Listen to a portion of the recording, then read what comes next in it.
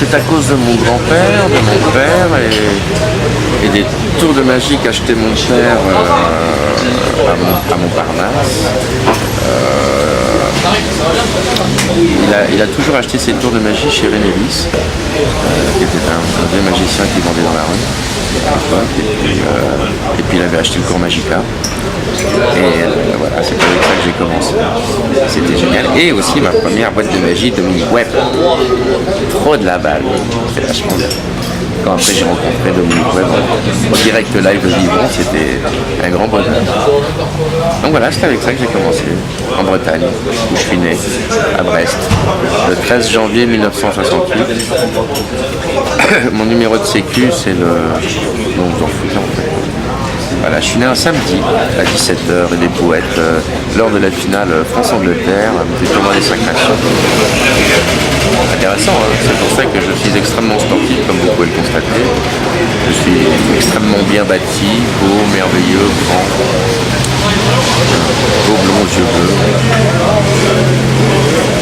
Voilà. Et ensuite, tu as commencé qu'à faire quelques petits spectacles, représentations? J'ai commencé vraiment la magie en vrai quand je suis arrivé à Paris en 83.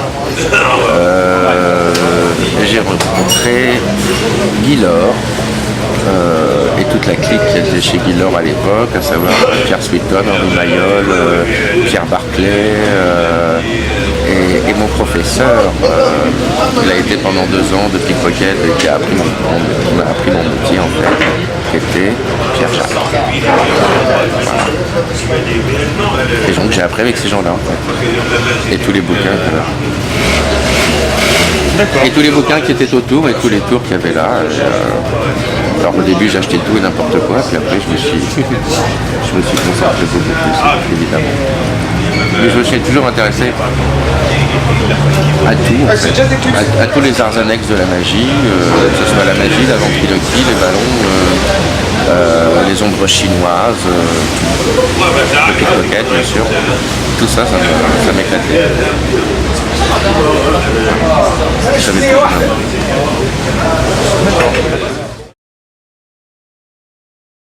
Le cours Magica. Le cours Magica, les merveilles de Williamson, Sankey Panky et les livres de ce magicien hollandais dont j'ai oublié le nom, honte à moi.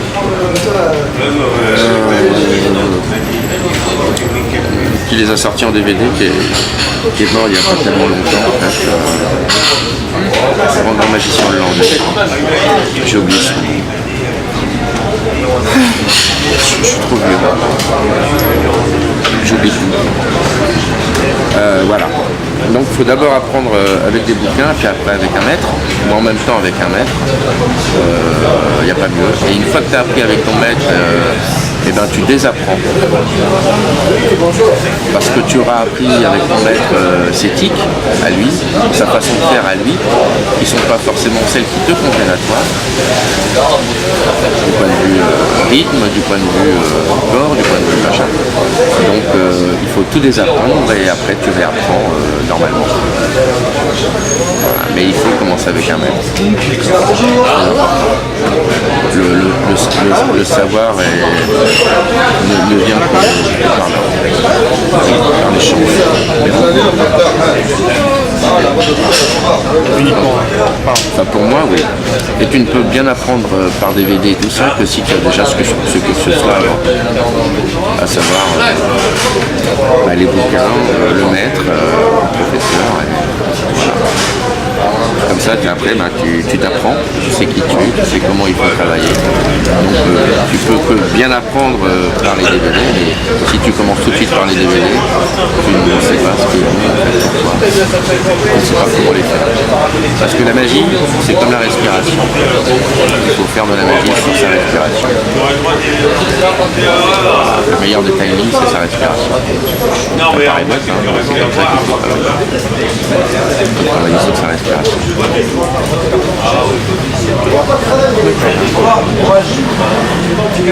C'est la base de tout, la respiration. c'est la base de tout. Sans respirer, si on ne sait pas respirer, on ne sait pas vivre. Et on ne sait pas respirer en fait, parce que la meilleure des respirations, c'est la respiration subconsciente, celle qu'on fait naturellement quand on est enfant et qu'on oublie après parce qu'on utilise ses poumons. Et qu'on retrouve un seul moment, en fait, c'est quand on est allongé, c'est le ventre qui se soulève. C'est cette respiration-là qu'il faut acquérir, de façon à pouvoir après vivre pleinement des choses et être zen, etc. Savoir respirer. Il faut apprendre à respirer. C'est pas la magie qu'il faut apprendre, c'est apprendre à respirer.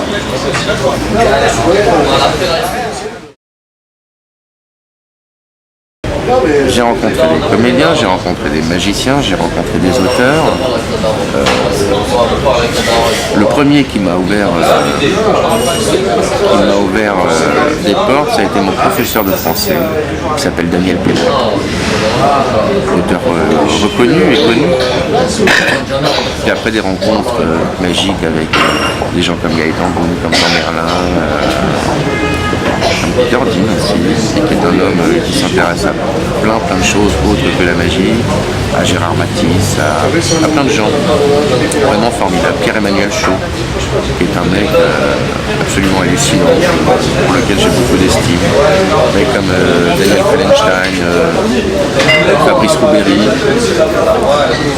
Voilà, des gens qui sont des artisans de la magie, qui font le mieux possible avec l'amour de leur métier et la passion qui les anime. Et puis après, c'est des rencontres avec des auteurs, avec des poètes en Russie, avec des historiens, avec des peintres, des humoristes, des acteurs, des réalisateurs. Il ne reste pas plus concentré. Ah non, surtout pas. Pourquoi ? Parce que on dit que la magie c'est la reine des arts, et la reine des arts c'est quoi ? Ce sont tous les arts qui se concentrent en un seul. Voilà. Et donc pour pouvoir se concentrer en un seul art, il faut pouvoir rencontrer de bonnes personnes dans tous les autres arts. En tout cas, à défaut de rencontrer les bonnes personnes, rencontrer des personnes qui te font connaître les bonnes personnes si tu les connais pas. Et comme ça, après, tu es à même de faire correctement la reine des arts, à savoir la magie. Tu t'intéresses à autre chose qu'à la magie. La magie, ça n'est qu'un outil. Ça n'est qu'un outil pour véhiculer une émotion, quelle qu'elle soit. Et la meilleure façon de savoir utiliser ton outil, c'est certes d'avoir le marteau et le clou, mais si tu ne sais pas comment il faut tenir le clou, comment il faut tenir le marteau, sur quelle surface il faut planter, comment planter, qu'est-ce que tu veux mettre après une fois que tu as planté ton clou, et ben, c'est tout ça. Savoir s'il vaut mieux utiliser un marteau rouge plutôt qu'un marteau bleu. Quelle est la longueur de clou par rapport à la surface sur laquelle tu vas planter le clou, etc. C'est plein de facteurs en fait qui font que ce que tu feras, ça sera bien.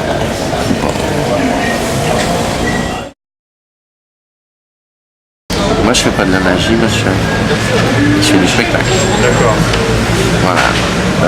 Je mixe toutes les choses que je sais faire pour pouvoir faire du spectacle. Voilà, je fais du spectacle. Je me considère comme artiste de music hall. C'est mon métier. C'est le nom du métier que je fais. Artiste de music hall, ça veut dire ça. Donc, je m'inspire de tous les artistes. Je suis un grand fan de tous les artistes des années 20, des années 30, de music hall, travailler dans les music halls parisiens, que ce soit les Folies Bergères, le Moulin Rouge, le Casino de Paris, et toutes les autres petites salles obscures dans lesquelles passaient des artistes de talent ou pas d'ailleurs. Et c'est ça qui m'intéresse en fait. Je crois que je suis pas né à la bonne époque. Ah ouais ? Ouais, j'aurais dû naître bien avant. J'ai plein de copains aussi artistes comme ça qui se rendent compte qu'ils ne sont pas du tout à la bonne époque artistique, parce que toutes les choses qui ont fait que le spectacle est ce qu'il est maintenant, c'est grâce à tous ces gens-là. Et ce sont les mélanges et les échanges des appropriations parfois, ça c'est pas bien, parce que s'approprier des choses des autres sans pouvoir les citer ou en se disant comme les gens ne connaissent pas, ils vont pas m'en parler, c'est pas forcément une bonne chose. Et là où en fin de compte on se rend compte que c'est vachement difficile de faire des choses à soi. Et donc il est beaucoup plus facile d'aller pomper chez le voisin que de faire des choses à soi. Et l'artiste, le vrai, c'est celui qui fait des choses à lui. Ou en tout cas, à défaut de faire des choses à lui, s'il prend des choses chez le voisin, il les fait de telle façon qu'il se les ait véritablement appropriées. Comme Gustave Parking par exemple, qui est un artiste de la rue qui est venu dans le théâtre, qui s'est énormément imprégné, voire même copier-coller sur ce que faisaient déjà d'autres artistes dans la rue, mais qui a réussi à trouver la quintessence du truc et qui l'a magnifié et qui en a fait quelque chose d'exceptionnel. Et fait par Gustave Parking, c'est absolument génial, mais fait par le créateur, c'est à chier. Voilà. Gustave Parking a ce don, ce génie de pouvoir magnifier ce qu'il prend chez les autres. Donc il se l'approprie complètement. Enfin, donc bref, résultat des courses, il faut mettre énormément de soi quand on est un artiste de musique. C'est le plus important, mettre de soi. Alors même si on prend chez le voisin, il faut que ça devienne soi, quoi. Quand on voit Gad Elmaleh qui s'est bien inspiré de Jerry Seinfeld, mais qui ne dit rien et qui le garde en lui pour les quelques personnes qui le savent, et que son public n'est pas au courant et qui applaudissent son talent alors qu'il s'est pratiquement inspiré de Jerry Seinfeld. On pourrait dire pareil de Michel Leb et de plein d'autres gens qui s'inspirent de ce qui se fait outre-Atlantique, outre-Manche, et comme les gens ne sont pas au courant, et ben ils applaudissent le talent du bonhomme alors qu'il a fait qu'un copier-coller. Et c'est pour ça que je dis que les gens doivent avoir une culture du spectacle et de la magie pour savoir que ça vient de machin et qu'il faut rendre à César ce qui est à César, et que du coup on va apprécier l'artiste pour ce qu'il est et non pas pour ce qu'il a publié. Voilà. Donc il faut la magie, sa notion de secret, c'est une grosse connerie. Il faut vraiment on s'en fout du secret, ça n'a pas d'importance. Et les gens, quand ils seront au courant, ils auront un minimum de culture et du secret et de l'artistique, et ben ils sauront faire la part des choses entre les bons, les vrais et les faux artistes.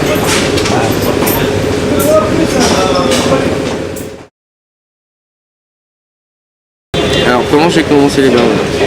J'ai commencé les ballons en même temps que après la magie, quand je suis arrivé à Paris et que je suis tombé sur le bouquin de Merlin, le grand livre des ballons, c'est une pure merveille. Mais Merlin, comme Pierre Jacques d'ailleurs, avait utilisé des techniques anciennes, et mais toujours d'actualité. Je veux dire, c'est pas parce que c'est ancien, c'est bien au contraire, mais comme les ballons ont évolué et qu'il y a maintenant une offre de ballons et de couleurs vraiment différentes, on peut vraiment beaucoup s'atteler à de nouvelles techniques. Et je suis tombé sur un bouquin génialissime d'un monsieur qui s'appelle Marvin Hardy,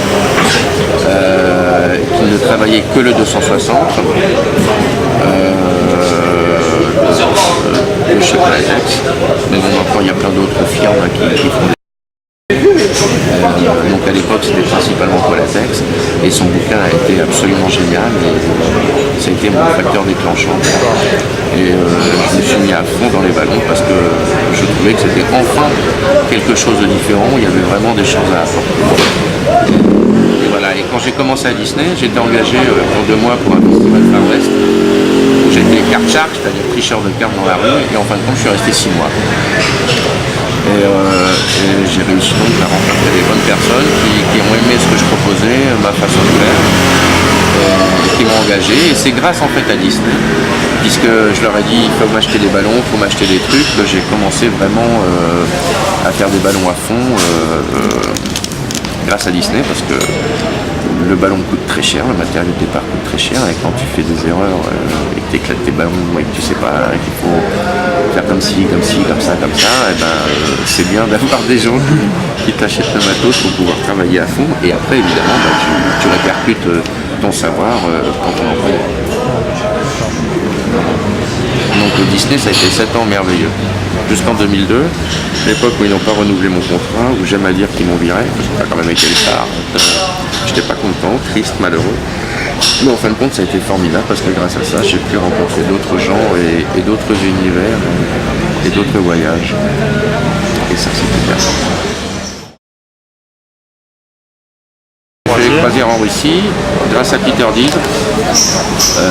Peter Dean qui travaillait pour plusieurs boîtes organisateurs de croisière et il cherchait des artistes animateurs. Il m'a proposé ça et mon premier contrat a été en Russie et je suis resté 5 ans. Et ça a été une grande claque dans la gueule. J'étais arrivé avec je suis arrivé là-bas avec certes avec mon savoir, mais avec toute ma suffisance de français mal dégrossi, je dirais. Et en fin de compte, là-bas, je me suis rendu compte que j'avais tout faux. Et que on apprend beaucoup de ces gens-là qui avec rien font des choses exceptionnelles. Et qui même si ils n'ont pas de pognon, ils n'ont rien, et que toi t'as froid, bah, ils te donnent leur chemise. Voilà, c'est des grandes personnes, des gens formidables. Les Russes, un peuple formidable. Donc il y a eu de belles rencontres, de très très belles rencontres. Et des échanges avec des gens absolument hallucinants. C'est surréaliste, voilà. La Russie, c'est surréaliste. Et c'est pour ça que d'année en année, j'y suis retourné. Et c'était et c'est toujours formidable. J'aimerais que d'y retourner. Voilà, alors il faut considérer deux choses, les bateaux maritimes et les bateaux fluviaux. Sur le fluvial, donc en Russie, on est entre guillemets directeur de croisière, c'est-à-dire qu'on s'occupe de tout ce qui est animation à bord et de la gestion de l'animation à bord et des spectacles que tu fais le soir. Mais sur une croisière par exemple de 11 jours en Russie, ils ont 3 jours à Moscou, 2 jours à Saint-Pétersbourg ou l'inverse. Et tu n'as que 6 jours de navigation et 5 jours de spectacle effectif. Et là-dedans, c'est en tout cas comme ça que moi je faisais, tu as la soirée des talents qui est le dernier soir de navigation et ce sont les touristes qui sont à bord qui font montre de leur talent. Toi en tant qu'artiste tu vas faire 2 soirées. Animateur artiste, tu vas faire 2 soirées, donc 2 spectacles, et puis les musiciens qui sont à bord du bateau font leur concert de musique classique, de musique folklorique et d'un autre style musical, de romance, les romances russes par exemple. Voilà, donc toi tu fais 2 spectacles, 3 spectacles faits par les musiciens de bord et le spectacle fait par les touristes qui sont à bord. Voilà, et la journée, ils ont des activités diverses et variées, hors les visites proprement dites, puisque tous les jours il y a des escales et donc ils vont visiter différents sites. Et puis autrement, ils ont des conférences sur l'histoire de la Russie, ils ont des conférences, pas des conférences, mais des cours de russe pour apprendre le russe, ils ont des cours de cuisine, ils ont des cours de plein de choses. Il y a énormément d'activités à bord en fait, ils n'ont pas le temps de s'ennuyer. Sur les bateaux maritimes, c'est un peu différent, mais en fin de compte c'est la même démarche. Il y a un nombre de touristes X, une salle de spectacle et une revue ou un spectacle qui est proposé le soir. Les différents artistes travaillent tous les soirs ou pas sur les bateaux et le directeur de croisière lui s'occupe principalement de tout ce qui est animation sur le bateau. Voilà. Et de la gestion des escales, des sorties, des touristes, etc. C'est un gros travail, un directeur de croisière sur les bateaux maritimes. Mais c'est un boulot passionnant. Voilà. Et il faut savoir parler plusieurs langues étrangères. C'est très important. Très important. L'anglais, c'est primordial, c'est le minimum syndical. Ta langue, bien sûr, il faut savoir la parler correctement.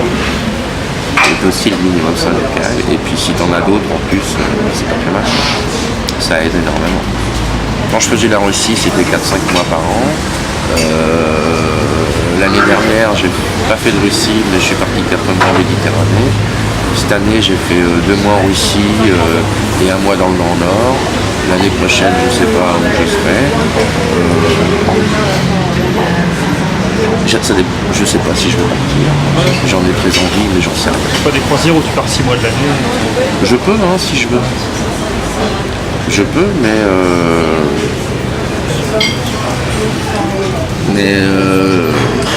j'ai aussi une vie à Paris. J'ai mes enfants qui sont avec mon ex-femme, j'ai ma petite femme à la maison. Voilà quoi. Donc, il faut faire des choix. Si elle était artiste et qu'elle voulait voyager avec moi tout le temps, le problème ne se poserait pas, on serait en vadrouille tout le temps aussi, et puis mes enfants viendraient me rejoindre sur le bateau lors de leurs vacances, etc. C'est un autre choix. Mais je pars 3-4 mois en général. Parce que j'ai besoin de voyager, j'ai besoin de rencontrer d'autres univers, d'autres personnes. Et les rencontres sont toujours enrichissantes. On sait pas ce qu'on me propose. C'est pour ça que j'adore maintenant faire des photos tout le temps, tout le temps. Pour pouvoir montrer où je suis aux copains et qui je rencontre. Et les paysages qui t'en mettent plein la vue.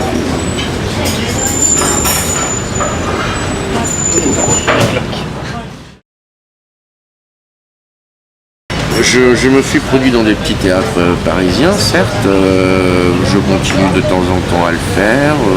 Je travaille beaucoup aussi sur des scènes ouvertes avec des humoristes, énormément.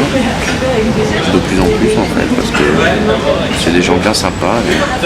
Et toi, tu apportes de la fraîcheur à ces gens-là, et ces gens-là t'apportent de la fraîcheur, donc c'est un bel échange. Donc c'est plutôt bien.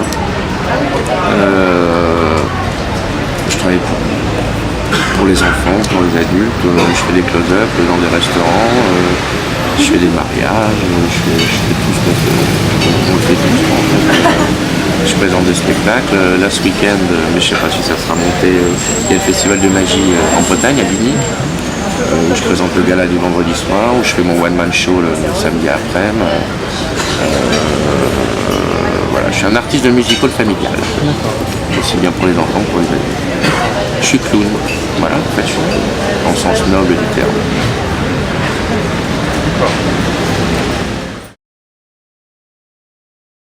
J'ai pas vraiment d'anecdote parce que je sais pas comment font les copains artistes qui se souviennent de tous les endroits où ils ont travaillé. Ils se souviennent de plein de choses. Moi je suis incapable de me souvenir de ça. En revanche, je me souviens toujours des prénoms de toutes les personnes avec qui j'ai travaillé. Sur scène, je veux dire, des personnes du public qui viennent sur scène, je me souviens de leurs prénoms. Et dès que je sors du spectacle, hop, disparu. J'ai tout oublié. Parce que, non pas que j'ai forcément tout oublié, mais je suis passé à autre chose. Donc j'ai pas spécialement d'anecdotes croustillantes. De pépins, on en a tous eu. Une fois, je faisais, quand j'étais plus jeune, une routine de corde sur scène et je me suis coupé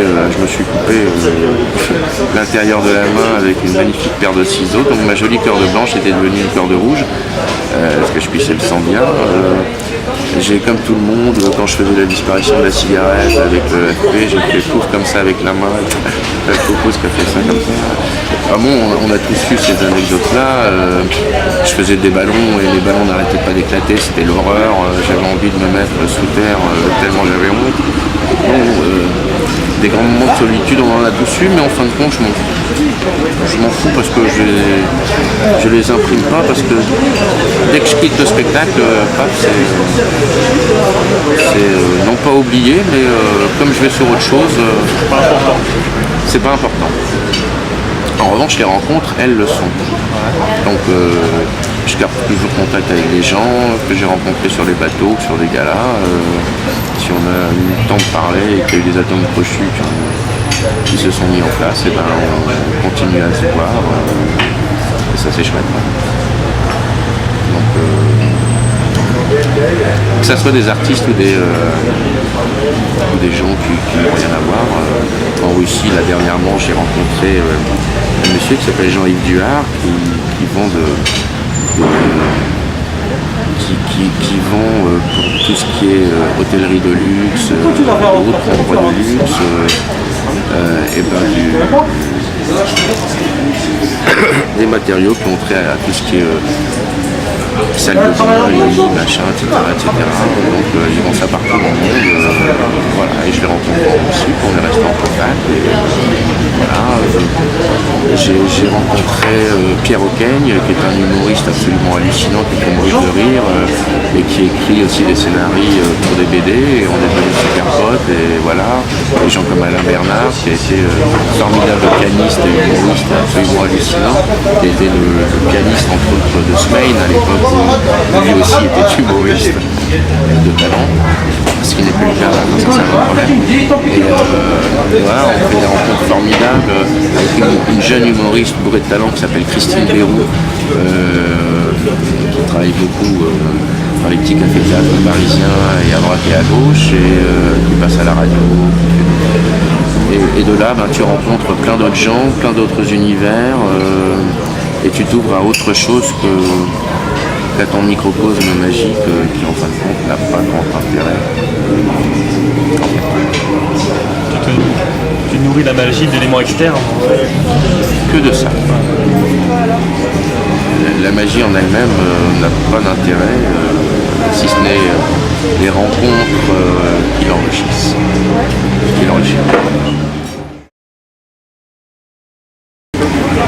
Paix aux âmes de bonne volonté. Voilà.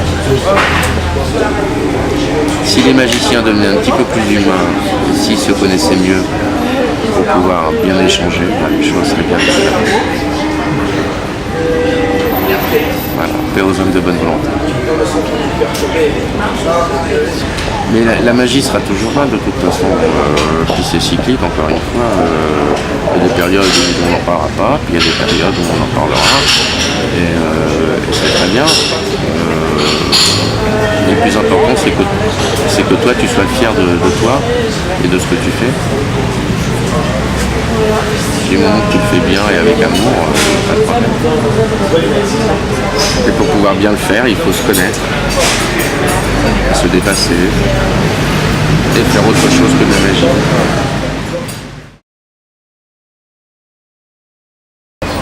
Travaillez, respirez, apprenez qui vous êtes et continuez, vous êtes sur la bonne pente, sur la bonne montée, je sais pas. Enfin bref, arrêtez de faire des cartes et apprenez qu'il y a autre chose dans la vie que la magie. Très bien. Pour pouvoir donner nourriture à votre magie, il faut aller voir ce qu'il y a ailleurs.